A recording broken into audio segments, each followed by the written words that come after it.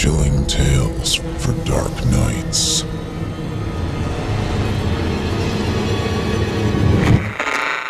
Want to make sure you never miss a Chilling Tales for Dark Nights video again? Be sure to subscribe and hit that bell to turn on notifications. The drive out took a few hours. As I pulled off the main highway and onto the branching road, I was struck with the sense that I was going to be very alone out here.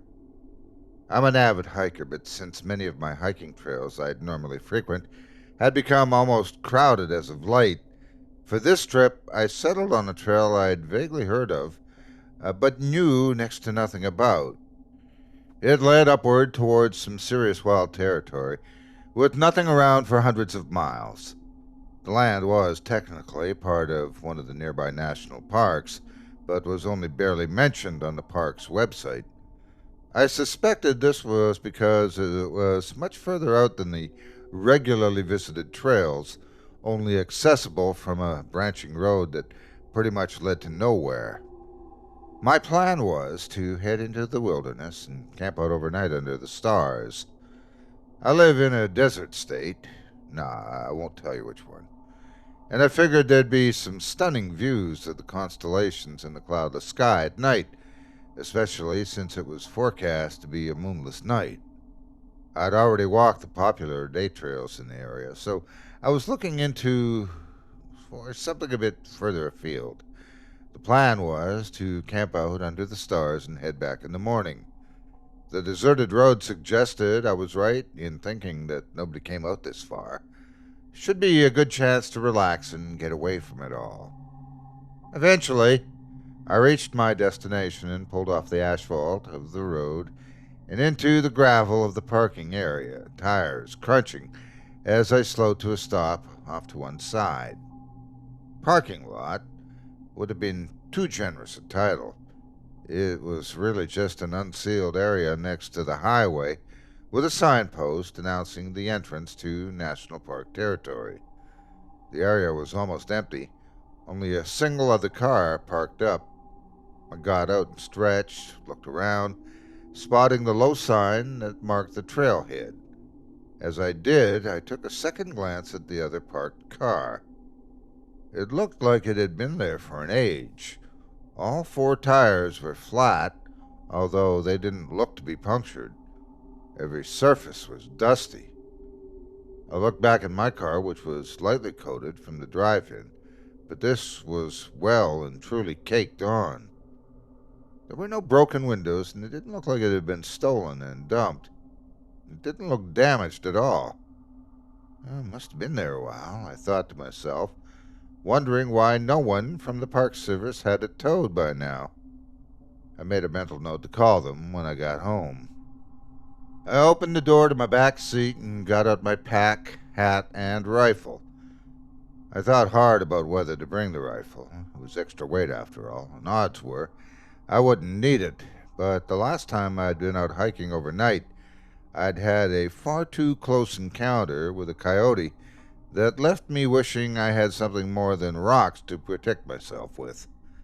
I figured since it was only a small .22 caliber, it wouldn't be too heavy, and I'd packed it into a light soft case that fit alongside my pack. I reached into my pack for my sunscreen and slathered some on my arms and neck before turning off my phone. Called my sister before I left town to let her know my plans, and stowing it and my keys away, shouldering my things and setting off up the trail. I'd gone no more than a couple 100 yards when I slowed to a stop, nose in the air. There was the slightest breeze, but it came with a hint of something behind it.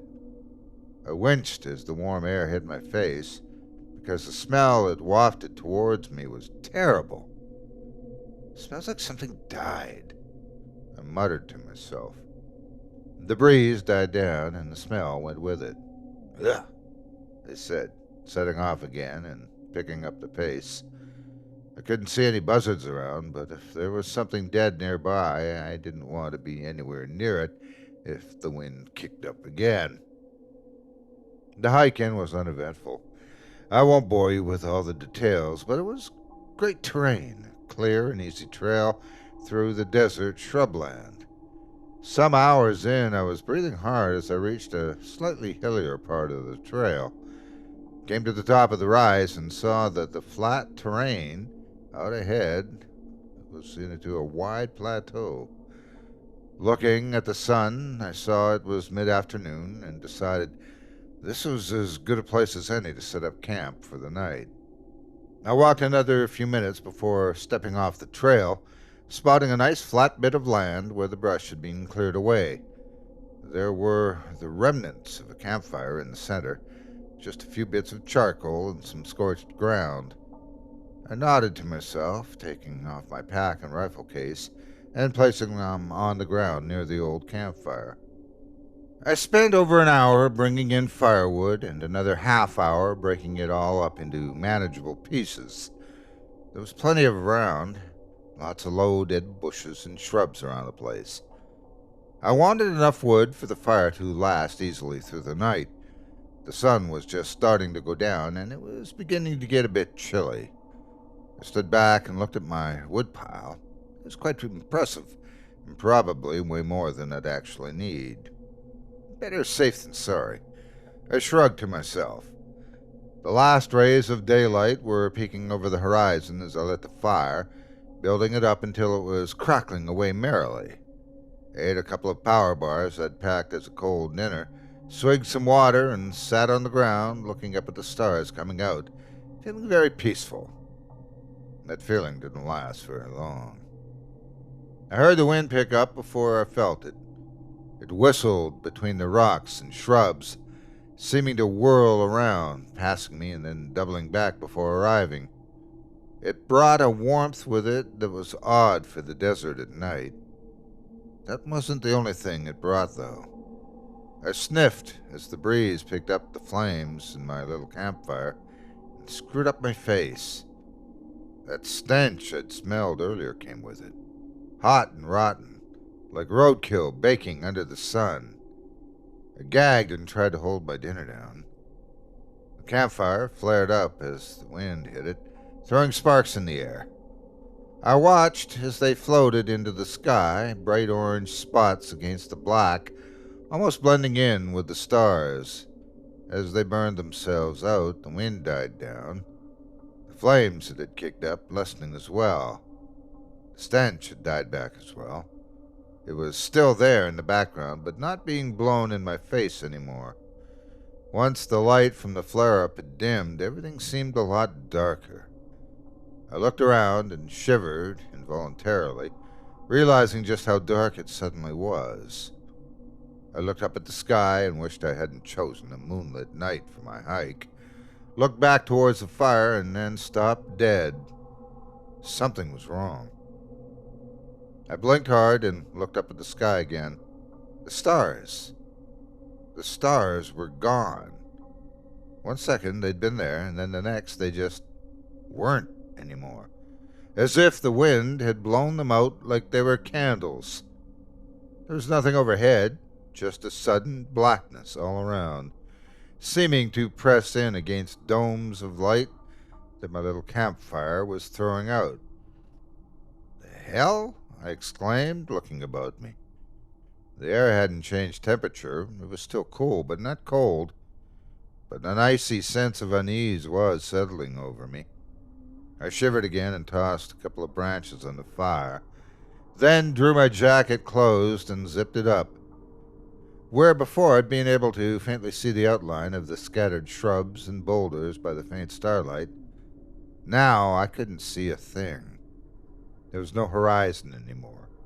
The suddenly black sky blended in completely with where I knew the mountains in the distance were, and I couldn't see anything in the darkness that was pressing in around me. I grabbed my pack and pulled out my phone, turning it on, and quickly navigating to the flashlight app. The phone's flash lit up and cast a harsh light on the ground, and then flickered and died, the phone turning itself off again. Pressed the power button again, but the screen stayed stubbornly black. Shit, I thought to myself, reaching back into my pack for my keys. I found the pen light on my key ring and turned that on, which also, immediately flickered and turned off. I whacked it a couple of times to no avail before giving up in disgust and stowing my keys and phone back in my pack. I looked around me, shivering with unease again. It was very dark. I couldn't see more than 20 feet on either side of the fire. It was almost as if the light was being forced back in on itself. I couldn't hear anything other than the crackle of the campfire. The whistling of the wind had stopped. That god-awful smell was still in the background, though, like there was something dead nearby, and what the hell was that? I heard a noise, like someone clearing their throat. A thick, wet my stomach dropped, my breath catching in my throat for a second. I wasn't alone out here. Looking in the direction the noise had come from, I saw a small flash in the darkness, and then another. A tingle ran up the back of my neck as I realized there was something out there, sitting just outside the reach of the light of the campfire, watching me. My sister has a little dog, and I remember staying with her once and it looking at me from a dark room down the hall while I was in the brightly lit lounge. I couldn't see it at all, but I knew it was there from the way the light bounced off its eyes, dim yellowy pinpricks in the darkness about a foot off the ground. What I saw was like that. Only instead of the eyes in the dark being knee-height like my sister's dog, these were 6 feet off the ground. Too tall to be a coyote or even a mountain lion, I thought to myself almost absently, trying to control the fear that was bubbling up inside me. "Yeah, get out of here," I yelled, standing and waving my arms in the air. It didn't leave. Instead, the eyes came down a couple of feet like the thing had lowered its head. I slowly moved to put the campfire between me and it moved in turn. I kept moving around the fire, and it kept moving too.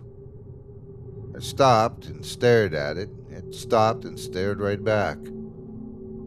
Something else was strange. My feet had crunched the gravel as I turned to face it, as it circled, but it made no sound at all as it moved. The darkness hid all but the barest outlines, and even that was fuzzy at best. Apart from what I assumed were eyes, all I could see was a slightly darker spot in the blackness. Crouching, I picked up a rock and chucked it in the direction of the eye flashes. The rock sailed through the air and I lost sight of it in the darkness, but I'd swear my aim was dead on. It didn't hit anything. I just heard a crunch as the rock fell to the gravel and tumbled away. The flashes in the darkness bobbed up and down slightly. Whatever it wasn't afraid of me, and it seemed to be moving closer. Slowly, very slowly, I reached for the rifle case, unzipping it and taking out my little .22. I pulled the bolt up and back, and then forward and down again, chambering around. As I did, the thing moved again, the eyes coming back and slightly lower, as if it was coiling back on itself, like a cat ready to pounce. I moved my thumb to disengage the safety, pulling the stock tightly to my shoulder, and aiming for where I guessed the thing's center of mass would be. A bit more than a foot below the glint of the eyes, where they were. "Don't make me use this," I yelled at it again. "Just go away." I heard a wet sound, like a growl from a dog crunching food in its mouth. Squeezed the trigger. Crack! The sound from my little rifle seemed deafeningly loud, splitting the quiet of the night like lightning splits the sky. I lowered it slightly, peering over the barrel towards the thing. It hadn't moved at all after curling back. It stayed right there, ready to pounce. But there was no way I'd missed it, not at this range. Work the bolt back, I frantically thought to myself. Get another round in. Re-aim, squeeze the trigger. Crack! Work the bolt, aim, squeeze the trigger. Crack! Again, crack! Again, crack! Again! Pluck! The hammer came down in an empty chamber. My ammunition was spent. I'd only packed a single 5-round magazine, and I had nothing to reload with. I hadn't counted on needing any more than that. The thing shifted slightly, growling again as it moved. The flash from its eyes in the firelight disappeared, and I lost sight of its outline. I lowered my rifle with shaking hands, switching my grip to clutch the still warm barrel, like a club, ready to swing the stock into whatever that thing was. Thump! Something solid hit me in the back, and I screamed as I spun on the spot, swinging the rifle like a bat. It whooshed through the air, hitting nothing. I took a step back, breathing hard, as I saw that familiar glint in the dark, just beyond the border of where the light from the fire showed. It had gotten behind me in seconds, and I hadn't heard it move at all. But what had hit me if it hadn't come into the light? I looked down, and lying at my feet was a single hiking boot. I glanced back up toward the thing. It hadn't moved. It was just there, watching me. I looked back at the boot, which wasn't in the best shape. The fabric was torn, and it was caked in reddish-brown mud. Hang on, I thought, stooping to pick it up. I shifted it closer to the fire for a closer look. Blood. The boot was caked in dried blood. My head swam, and a fire tore through my nerves, the back of my neck prickling madly and my skin turning to goose flesh. I found myself on one knee, breathing heavily as I mumbled, "Oh shit, oh shit." I looked back up toward the thing, which still hadn't moved, and screamed at it. "What do you want with me?" It didn't answer. I dropped the boot. I jumped as there was a small pop from one of the branches in the fire, but was suddenly struck by an idea.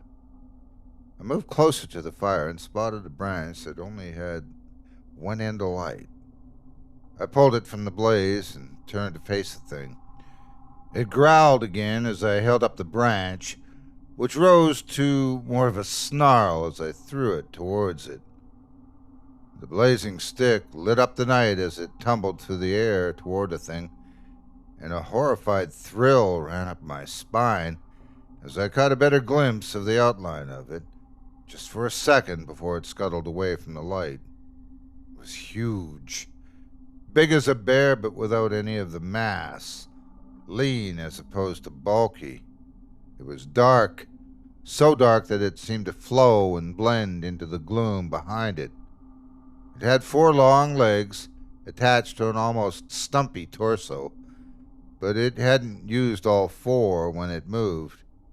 It used the front ones, arms, to push itself upright onto the back legs and danced madly away on those, while its whole body and arms jerked from side to side.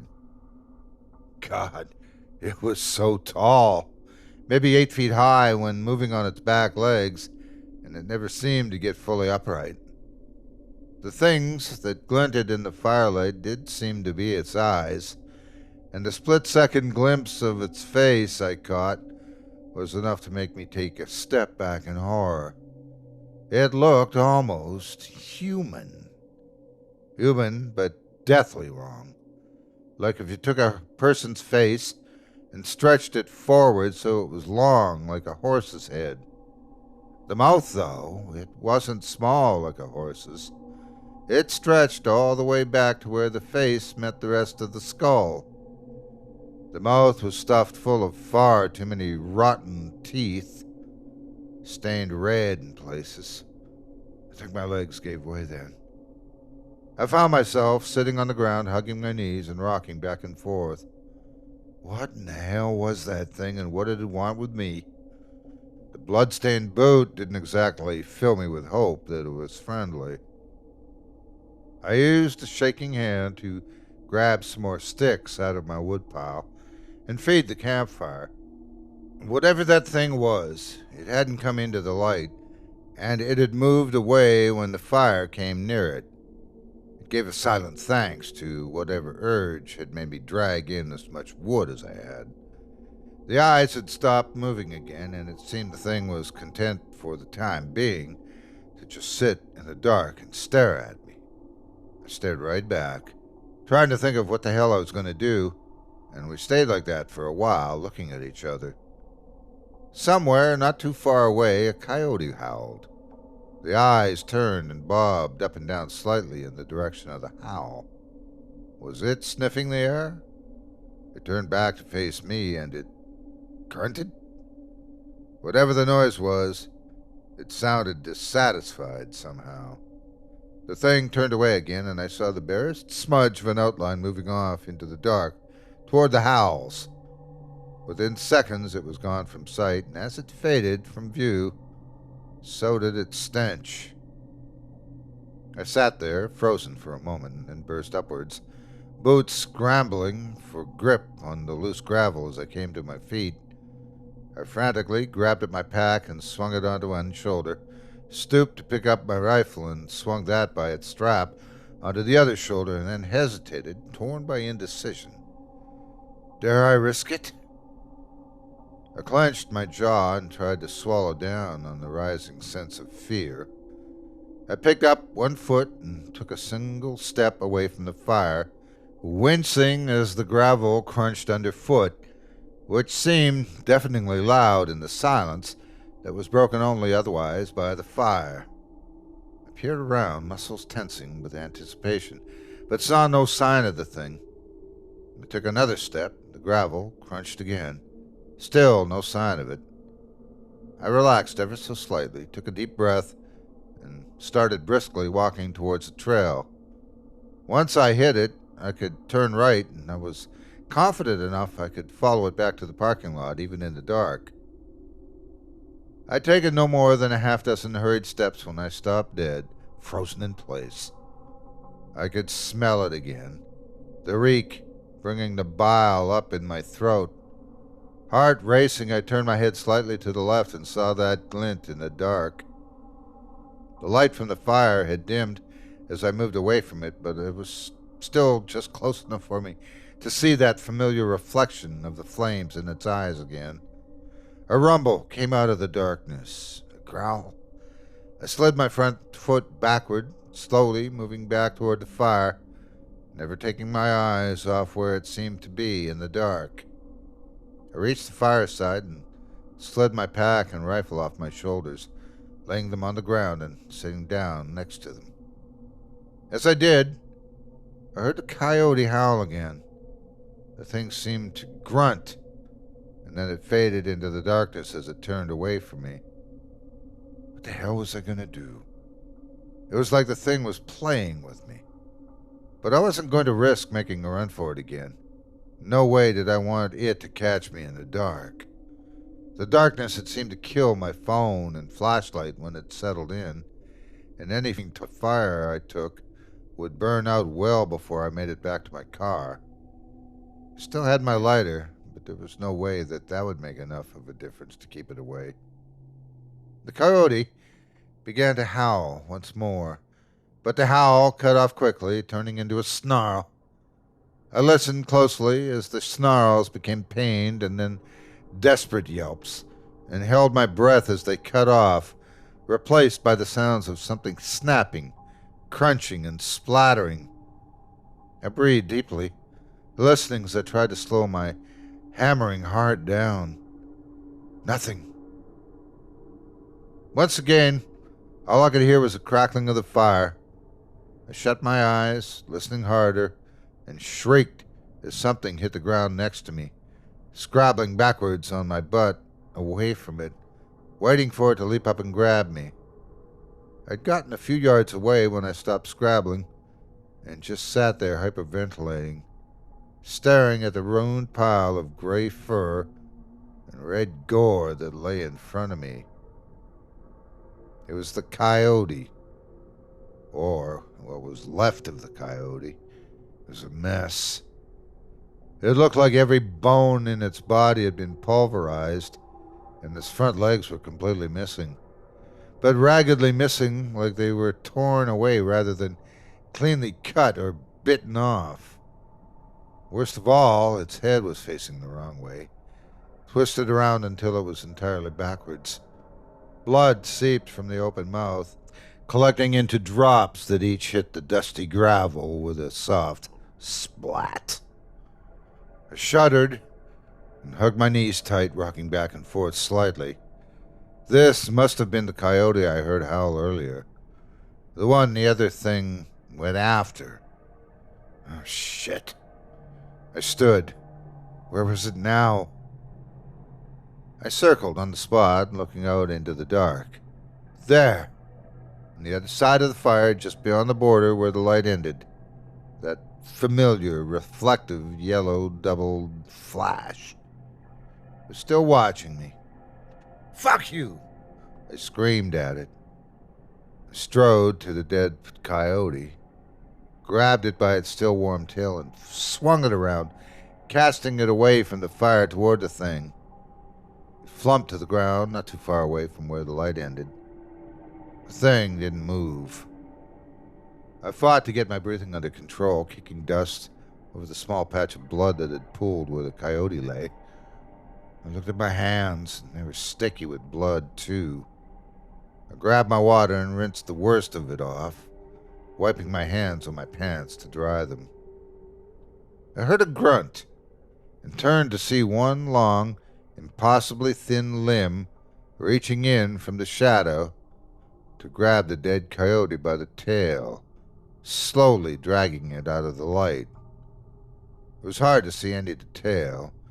It was almost as if it was radiating the darkness out from itself.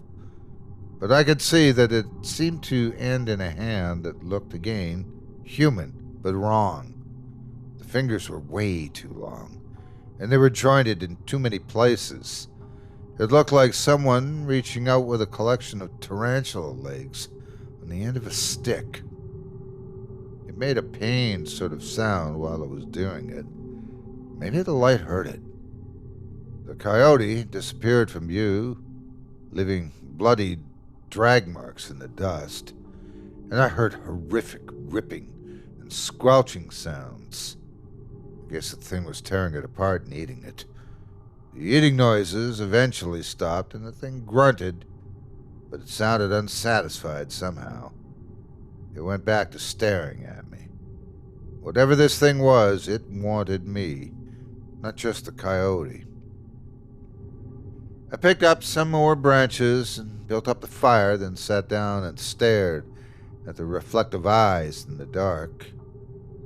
I don't know how long I sat like that for. It must have been hours. I built up the fire a couple more times and went back to staring at the thing. It'd grunt or growl every now and again, but then it shut up. For the time being, it seemed satisfied to just sit and stare. Eventually, I found my blinks getting longer. Each time, it was harder to open my eyes again. God, I was so tired. The adrenaline spike had long since worn off, and I felt wiped out. Just a second. I'll just close my eyes for a second, I thought to myself, as my head began to nod forward. I jerked bolt upright and wide awake at the thrill that ran up my spine as I heard a wet, throaty from behind me. I'd fallen asleep. The fire had burned down low and was mostly just embers, only emitting a faint glow, just enough for me to see that the thing had crept much closer as the light had diminished. I must have dozed off for an hour or more. Leaping to my feet, I grabbed some branches from the pile and hurled them onto the remnants of the fire, and then fell to my hands and knees so I could frantically blow into the embers, desperately trying to stir them back into life. The light flared up as they caught alight, and I saw it sitting there, way too close, squatted on its haunches like a dog sitting, long back legs folded up, so what I assumed were knees were up by the shape of its head, and arms extended down to the ground in front of it, holding its torso upright. The light glinted from its eyes as it shifted its head to stare at me again, and it hissed as it pushed itself backwards, retreating from the light. As I lost sight of it in the darkness, I heard that wet sound again. like a long tongue smacking against lips. I shuddered. I'd gotten a better look at its eyes in the light this time. They were filled with hunger and pain, but there was an intelligence there. Human eyes, not entirely those of an animal.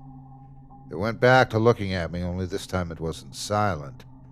It kept howling and grunting, and the noises it was making grew in volume and frequency. It almost sounded desperate.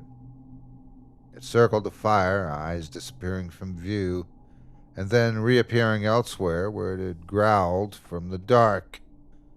But it never came back into the firelight. I didn't say anything. I just fed the fire and hoped that my stock of firewood would hold out a little longer. I brought a lot in, but it was diminishing by this point. Then finally, the thing made a noise I hadn't heard yet. A hiss higher in pitch than anything else it had made, and it looked up at the sky before staring at me once more. It made a disgusted sort of noise and then turned away. I heard the wind kick up, and I could smell the thing's stench again. Then all of a sudden it was just gone. As the thing went, the smell and the suffocating darkness went with it, and I realized I could see clearly around me again. The sky had that deep, dark blue color you see before sunrise, and I could see a few pinpricks of light that could only have been stars. It got progressively lighter and lighter until there, the sun peeked up over the horizon, and I had never been as happy to see the light of day as I was now. I waited another hour and a half until the sun was well in the sky and things were starting to heat up before I dared to make a move. I picked up my things and got the hell out of there, shuddering as I passed the remnants of the coyote, just a bloody patch of gray fur and shattered bones. I jogged the whole time, never pausing, never stopping, and never looking behind me. Every time I slowed, I heard the wind whistle again, and I'd catch a whiff of something foul, so I'd pick up the pace again. Hours later, I was just about ready to drop when, there, at the start of the trail, I could see down to the car park. Without stopping my jog, I reached back and pulled my backpack off, holding it in one hand and awkwardly cradling the gun case in my other as I scrabbled in the pack for my car keys. I almost tripped as the hard trail gave way to the gravel of the car park, but managed to keep my footing as I scrabbled toward the car. I fumbled with the keys for what seemed an age before throwing open the door, tossing my things across, and slinging myself into the driver's seat, both hands gripping the wheel with a white-knuckle grip. I looked at myself in the rearview mirror, was taken aback at the haggard, wild-eyed figure that stared back at me. There were rivers of clear skin and the dust caking my face. I realized I'd been sobbing with relief since I had been able to see the end of the trail. I looked back out at where the trail started and saw the dust from the path swirl as the wind picked up once more. I hurriedly rammed the keys into the ignition. I gunned the engine, throwing the car into gear, pulling around quickly and peeling out onto the road. As I sped back toward the city, it wasn't until I hit the main highway before my heart stopped pounding and my breathing slowed to normal levels. A few hours later, less time than it took to drive there, I was not doing the speed limit. I was home, with my doors locked and the sunlight streaming in through the windows. My phone turned on after I plugged it in. Now you work. So I messaged my sister so she wouldn't call search and rescue. A day or so later, I called the Park Service and told them that I'd been stalked by some mountain lions on the trail, and they removed the area from the information section of their website. Nobody really went there anyway, they said. I didn't mention the abandoned car or the bloody boot, and didn't tell anyone what had really happened. And after all, who would have believed me if I did? There's no point in sending anyone else into danger. Later, I started reading up on some local folklore, but stopped pretty quickly. I came across something that made me start to shake at the description of it. I'm fairly sure I know what the thing was, but I decided I wouldn't look any more into it, and I just tried to put it out of my head. It hasn't really worked. My breath catches in my throat every time I go into a dark room when I fumble around for a light switch. I don't hike much anymore. If I do go hiking, then it's strictly along well-used trails, and I never, ever do an overnighter. I had work transfer me to a branch long, long ways away from the desert. I couldn't deal with feeling a hot wind anymore. I'm somewhere where it snows now. My encounter left me with a lot of unanswered questions. But one question ranks above all the rest. And it's something I'm not really sure I want to know the answer to. If that thing I read about is real, then what else is real? And hiding out there in the dark. Chilling tales for dark nights.